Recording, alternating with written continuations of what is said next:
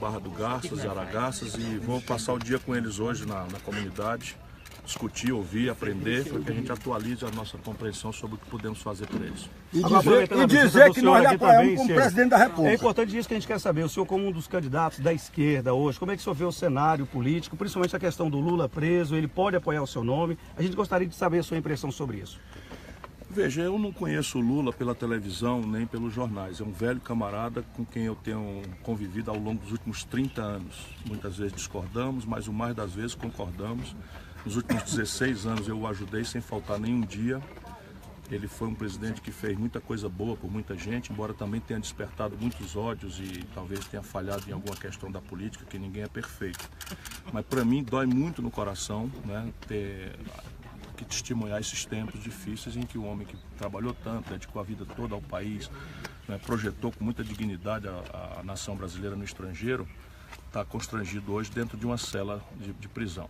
Isso é um assunto pessoal para mim, dói no meu coração. Por outro lado, nós temos 206 milhões de pessoas nesse país a quem nós temos que dar condição de comer, a condição de vestir, a condição de se transportar, de viver com saúde, com dignidade, de enfrentar a violência que campeia impunemente no nosso país. E nós precisamos, com toda a dor que haja no coração, ter disciplina para fazer a política produzir a solução que o Brasil precisa.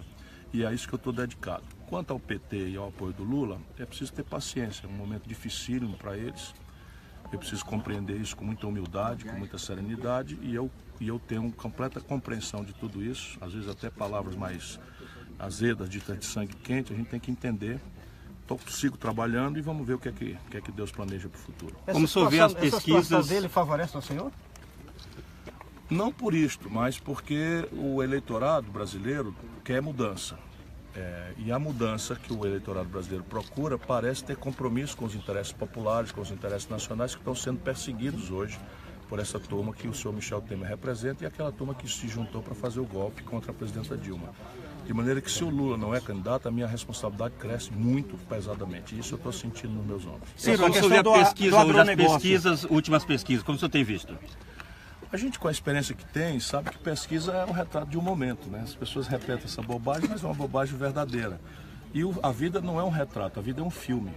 Então, se imaginar, 60 dias atrás era o Luciano Huck, 90 dias atrás era o Dória, aí agora na última entrou o Barbosa. Então é preciso ter paciência, né? E acompanhando isso, o jornalismo tenta ajudar o povo a pensar o futuro, antecipar o futuro, os políticos queremos confinar o futuro, produzir o futuro, mas para quem já acumulou a experiência que eu acumulei, sabe que pesquisa revela nesse momento muito mais a notoriedade, a visibilidade, o nível de publicidade que é desigual, e a campanha bota isso tudo igual.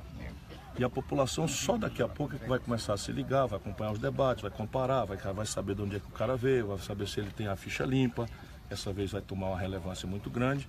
E eu quero crer que, na medida em que me conheço um pouco melhor, a chance de eu servir a esse grande país como seu presidente está aumentando. Ciro, a questão do agronegócio em Mato Grosso tem uma tendência de ir com o Bolsonaro. Como é que o senhor pretende ver isso aqui em Mato Grosso, a questão do agronegócio, que é muito forte e pode até, de repente, ajudar Bolsonaro na campanha?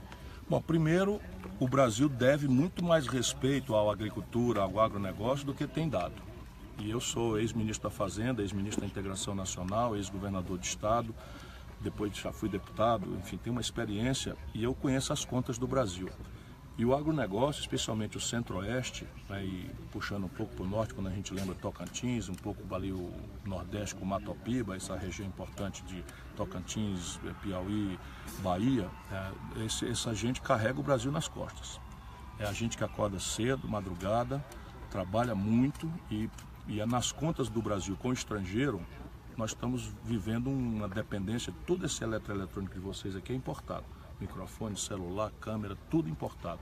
E quem está pagando essa conta do nosso conforto nacional, se podemos chamar assim, é a agricultura e a mineração.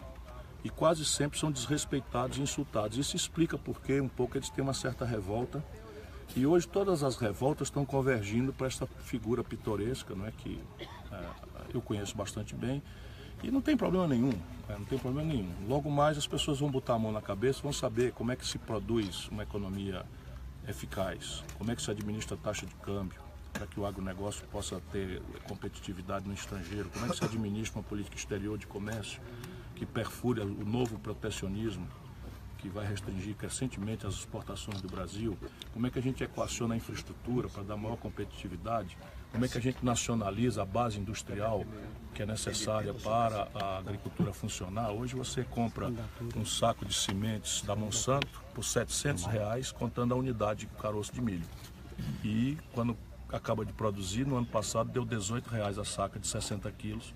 Agora está projetado para 40, estão voltando a produzir, porque não há uma política agrícola, então é 18 no ano, 43 no outro, prejuízo 7 no ano, lucro inseguro no outro. O modelo de economia política do Bolsonaro, por exemplo, colapsa o agronegócio. Por quê? Porque o agronegócio depende vitalmente do subsídio ao crédito rural. E o ministro da Fazenda dele é rigorosamente contra o subsídio. Portanto, se a gente somar uma ponta com a outra, você sai da mistificação. Então o agricultor está zangado porque aqui e ali a sua propriedade é esbulhada, é invadida de forma ilícita e o Estado não tem dado devida proteção, como é obrigado por lei a dar. E aí o maluco vem e propõe entregar um fuzil para cada pessoa. Se nós quisermos transformar o Brasil num faroeste, esse é o caminho.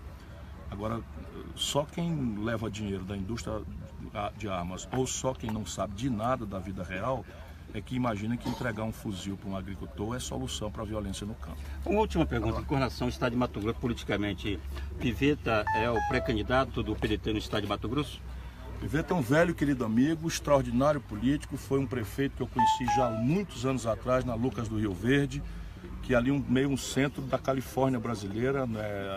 Serviços essenciais como saúde, que o Brasil todo tem queixas, ali funcionam com padrão de primeiro mundo, uma educação de absoluta excelência.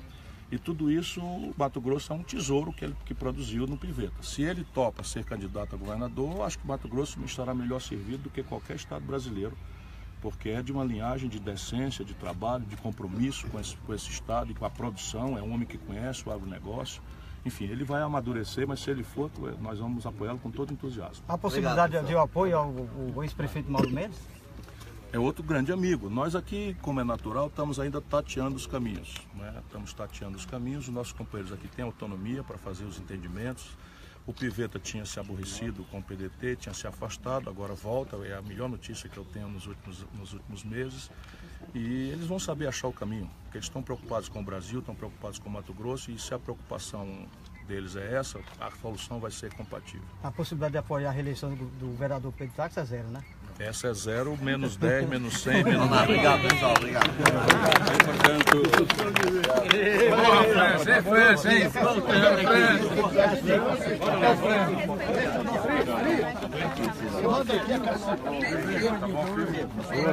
Vai dar o microfone para ele.